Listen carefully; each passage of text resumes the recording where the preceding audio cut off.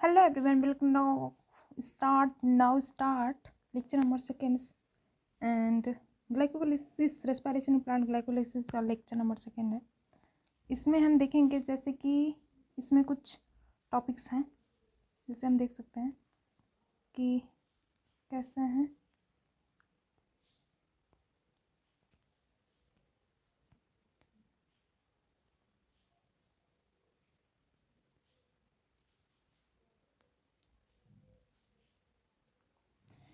जैसे topics glycolysis fat of forward link reactions होता है, Krebs cycles, ATP balance sheets, electron transport chain, aerobic respiration क्रिया। ये जो होता है इंट्रोडक्शन टॉपिक्स होते हैं ग्लाइकोलाइसिस का। फिर fat of pyruvate, link reaction, Krebs cycles and ATP balance sheets and electron transport and ये सब देखेंगे। Concept of revision breathing O2, जैसे कि ब्रीथिंग O2 एनर्जी, जैसे ब्रीथिंग हम लेते हैं O2 आती है। फिर उससे ये जो होता है कि हम लोग का फूड जो अगर एनिमल सेल्स है तो फूड का वो ऑक्सीडेशन करता है, ऑक्सीडेशन के बाद से एनर्जी रिलीज होती है, जी होती है, वो डेली प्रोसेस में हेल्प करती है। ऑटोट्रॉफिक हेटरोट्रॉफिक में जैसे ऑटोट्रॉफिक सेल्स खुद से फूड फॉर्मेशन कर लेते हैं, हेटरोट्रॉफिक डिपेंड होते हैं। रेस्पिरेशन ऑल सेल में पॉसिबल्स होता है। Animal cell photosynthesis, animal cells aerobic anaerobic, plant fungi, ये सब में होता है। रेस्पिरेटरी सबस्ट्रेट जो होते हैं विटामिन्स, मिनरल्स, H2O और मिनरल्स, हार्मोन्स, ये जो होते हैं सबस्ट्रेट में नहीं आता है। फिर fatty acids, amino acids, proteins, glucose, fructo, ये सब क्या बोलते हैं रेस्पिरेटरी सबस्ट्रेट। प्लांट ब्रेथ नहीं करता है क्योंकि उसमें लंग्स लाइक स्ट्रक्चर्स नहीं होते हैं। एक्सचेंज ऑफ गैसेस का एक्सचेंज होता है उसके सरफेस से। फिर उसके बाद से हम ओवरव्यू ऑफ रेस्पिरेशन का देखेंगे। जैसे सबस्ट्रेट जो होता है रेस्पिरेशन कैसे होता है, सबस्ट्रेट जो होता है सेल में रेस्पिरेशन कैसे होता है। Every cell is possible for respiration. Substrate जो होता है ग्लूकोज, लोकेशन साइटोप्लाज्म, ग्लूकोज जो होता है सबस्ट्रेट हम लेते हैं। एंड इसका जो ये लोकेशन जो होता है स्टेप वाइज ऑक्सीडेशन होता है साइटोप्लाज्म में माइटोकॉन्ड्रिया, साइटोप्लाज्म से माइटोकॉन्ड्रिया तक ये होता है। जैसे ग्लूकोज होता है 10 स्टेप जो होता है ग्लाइकोलाइसिस, ऑक्सीडेशन, पायरुवेट जो 3 कार्बन ब्रेक होता है। फिर ये जो होता है माइटोकॉन्ड्रिया में जाता है, माइटोकॉन्ड्रियलिक रिएक्शंस होती है। फिर ये लिंक रिएक्शन CO2 रिलीज करती है। फिर ये do 2 carbon acetyl co enzyme, ये जो लिंक रिएक्शन होती है acetyl co enzyme Krebs cycles में ये प्रेजेंट हो जाती है। फिर उससे CO2 रिलीज करता है। फिर ये CO2 बाहर आ जाता है। फिर O2 जो होता है इसमें जो ATP फॉर्म होती है O2 इसमें जाता है इसके इनर मेम्ब्रेन में ATP। फिर उसके बाद से इसमें ATP H2 और CO2 फॉर्म ATP फॉर्म करता है। How ATP form in cell, direct ATP synthesis, high energy जो होते हैं जो हाई एनर्जी जैसे सबस्ट्रेट है।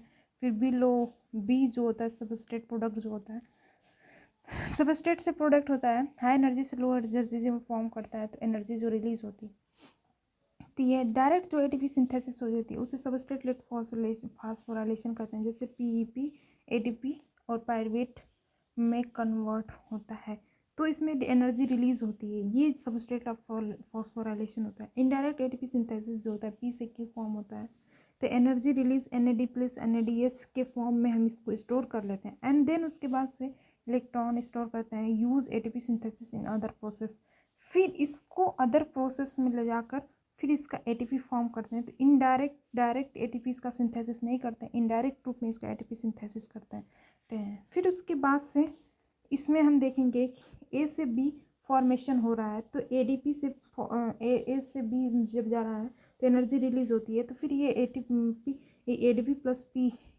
फॉस्फेट को एक बॉन्ड में स्टोर कर सबस्ट्रेट लेवल फॉस्फोराइलेशन तुरंत ATP फॉर्म कर लेते हैं। फिर ऑक्सीडेशन फिर से क्यों अगर ऑक्सीडेशन होता है तो NAD प्लस का रिडक्शन होगा अगर ऑक्सीडेशन हो जाता है। फिर ETS इमेड आएगा, ETS में इसका ऑक्सीडेशन होगा, ऑक्सीडेशन NAD प्लस फॉर्म होता है। फिर यहाँ से ये जो ADP से ATP फॉर्म जो एनर्जी होगी वो ऑक्सीडेटिव फॉस्फोराइलेशन ये इनडायरेक्ट रूप में हो रहा है। फिर उसके बाद से हम ग्लाइकोलिसिस 6 कार्बन का जो होता है फिर ये पायरुवेट में कन्वर्ट होगा। पायरुवेट जो होता है इसमें ATP भी कुछ फॉर्म होती है ग्लाइकोलिसिस प्रोसेस में एंड ऑक्सीडेशन NADH होता है NADH। और फिर उसके बाद से इसमें क्रेब्स लिंक रिएक्शन में भी जो NADH होता है, फिर क्रेब्स साइकिल्स में जो NADH होता है, फिर ये सब जाकर रिडक्शन इसका ऑक्सीडेशन जो होता है ETS ATS में होगा। फिर ये जो होता है ये आउटर मेम्ब्रेन है और इनर मेम्ब्रेन है। पहले तो ग्लाइकोलिसिस होता है, पायरुवेट फॉर्म करता है, फिर इसका लिंक रिएक्शन है, फिर क्रेब्स साइकिल, फिर कोएंजाइम फॉर्म करता है।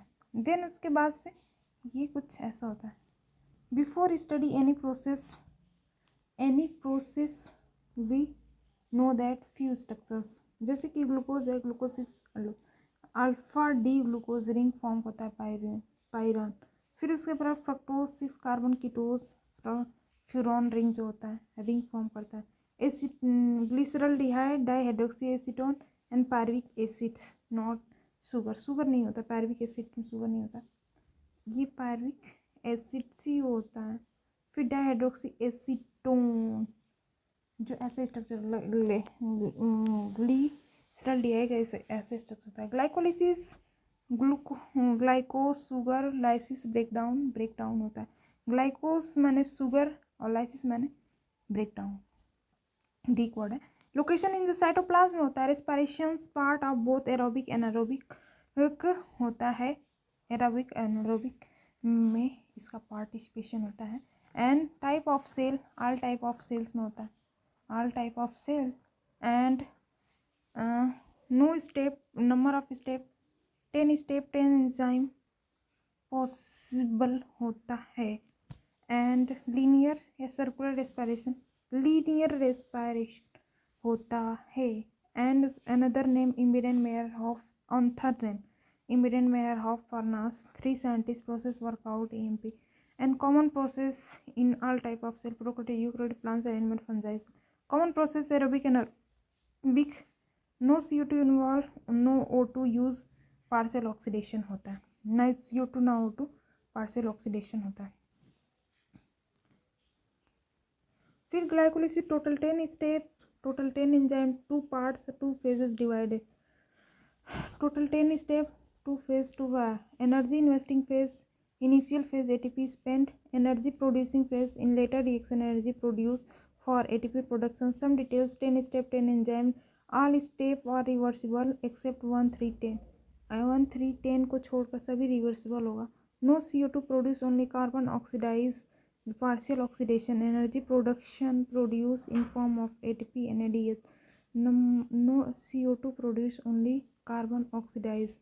इसमें जो होता है CO2 प्रोड्यूस नहीं होती, सिर्फ कार्बन जो होता है ऑक्सीडाइज होता है, partial oxidation. Energy produce in form of ATP and NADH, energy जो होता है प्रोड्यूस जो होती है in form of ATP and NADH।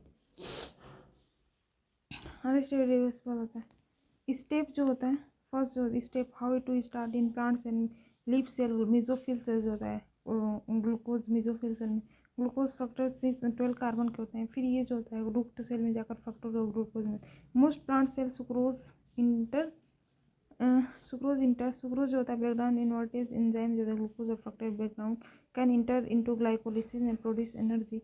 Now we study glycolysis by using glucose. जैसे फॉस्फोराइलेशन जो होता है glucose phosphorylated into glucose 6 phosphate, first में फॉस्फोरिलेशन होता है ग्लूकोज 6 फॉस्फेट जो ग्लूकोज फॉस्फेट जो इस ग्लूकोज फॉस्फेट में होता है। हेक्सोकाइनेज एंजाइम लगता है, इसमें ATP देते हैं, ATP related word and glucose 6 in isomerisation glucose 6 phosphate fructose 6 phosphate में कन्वर्ट होता है। फिर थर्ड स्टेप में जो होता है कि ग्लूकोज 6 फॉस्फेट जो होता है ATP देते हैं, फ्रक्टोज नहीं, सेकेंड में आइसोमराइजेशन होता है, फ्रक्टोज में ही कन्वर्ट होता है। फिर उसके बाद से फ्रक्टोज 6 फॉस्फेट जो होता है फ्रक्टोज 1,6 फॉस्फेट में कन्वर्ट होता है। फिर उसके बाद से फोर्थ स्टेप जो होता है फ्रक्टोज 1,3 फॉस्फेट एल्डोज स्प्लिटिंग होता है। इसमें डाई है PGL फॉस्फोग्लिसरल्डिहाइड, फिर डाईहाइड्रोक्सी एसीटोन फॉस्फेट जो कन्वर्ट होता है di F PGL, di F से PGL में फिर कन्वर्ट होता है, आइसोमराइज होता है। इसमें जो होता है ketose kinase ATP isomerase glucose 6 phosphate fructose 6 phosphate, फिर fructose 1,6 bis phosphate aldose splitting PGL। Fifth step डाइएफ isomerise into PGL form. 6th step onward everything is double. 6 step के बाद ये सब डबल होने लगेगा। 6, 7, 8, 9, 10 सब में डबल चलेगा।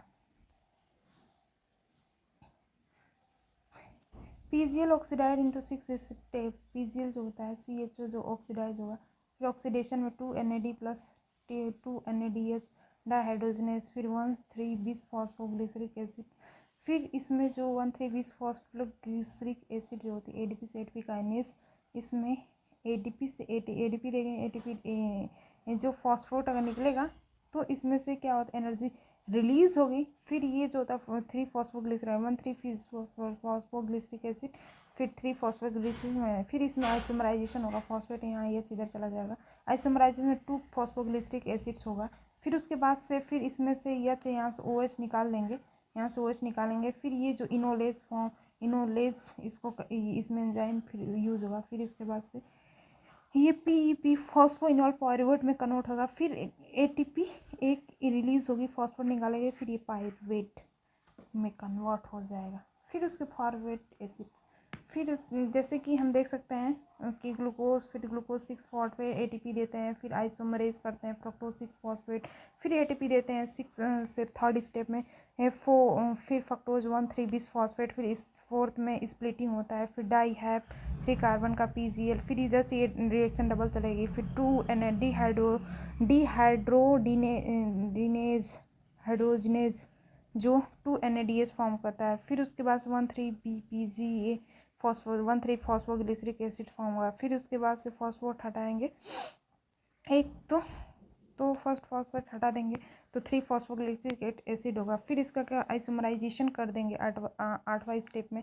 आइसोमराइजेशन करने के बाद फॉस्फोट 3 को 2 पे लेकर आएंगे तो 2 फॉस्फोग्लिसरिक एसिड्स में कन्वर्ट हो जाएगा, फिर H2O निकाल देंगे, फिर ई फॉस्फोइनॉल पायरुवेट में कन्वर्ट होगा, फिर 2 फॉस्फो इसमें 2 ATP यहाँ ATP फॉर्म होगा, फिर इस 10th और 7th में ATP फॉर्मेशन होगा, 6 में ये 2 NADH फॉर्म होगा, और फर्स्ट सेकेंड में जिसमें जो होता है फर्स्ट और 3rd में हम ATP देंगे इसको।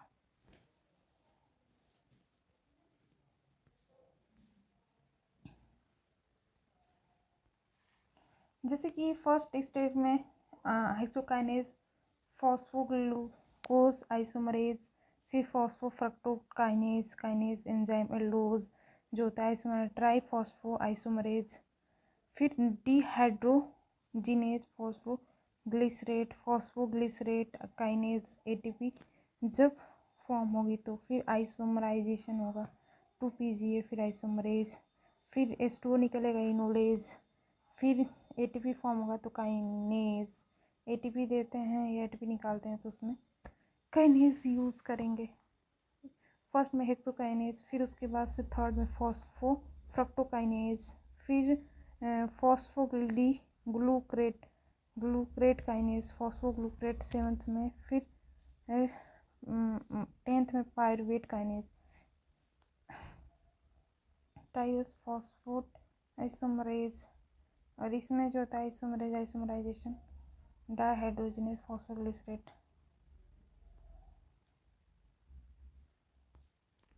विच स्टेप ATP यूज 1,3 में यूज होता है, ATP फॉर्म्ड 7th और 10th में ATP 7 और 10th में ATP NADH C6 में फॉर्म होता है, वाटर रिलीज 9th में वाटर रिलीज होता है। आइसोमराइज स्टेप 3 स्टेप में आइसोमराइजेशन होता है, 2, 5, 8 में आइसोमराइजेशन होता है। How many sugar glucose 6 fructose 1,6 PGL di है, ये फर्स्ट सब फॉस्फेट होता है। Number of ATP 4-2 direct ATP substrate law phosphorylation होता है, NADH 2 होता है, CO2 नहीं फॉर्म होता, पायरुवेट 2 होता है।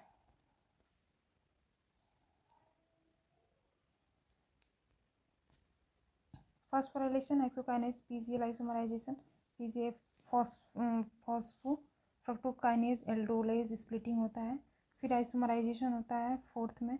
फिर उसके बाद से 6 में डिहाइड्रोजनेज। फिर 7 में काइनेज एटीपी रिलीज होती है।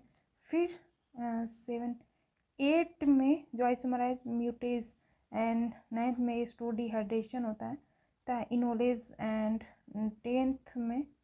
9th में इनोलेज होता है डिहाइड्रेशन स्टोर निकलता है। फिर 9th में kinase pyruvate kinase glycolysis 10 step cytoplasm 1-3 से इनरिवर्सिबल 3rd स्टेप में partial oxidation CO2 form ATP to NADH isomerisation 3rd में स्टार्ट होती है। First isomerisation fructose 6 phosphate fructose 6 नहीं 2nd में फॉस्फेट थीन आइसोमराइजेशन होती है। Number of ATP in glycolysis 2 number of AT anaerobic respiration glycolysis anaerobic and glycolysis 2 aerobic glycolysis 8 glycolysis aerobic anaerobic respiration glycolysis 2 होती है। Aerobic respiration जो होती है 8 होती है।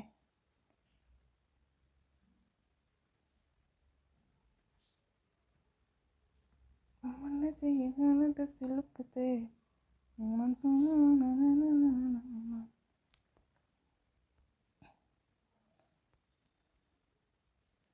इसमें glucoside fructose splitting isomerase NAD hydrogenase isomerisation PCL complete.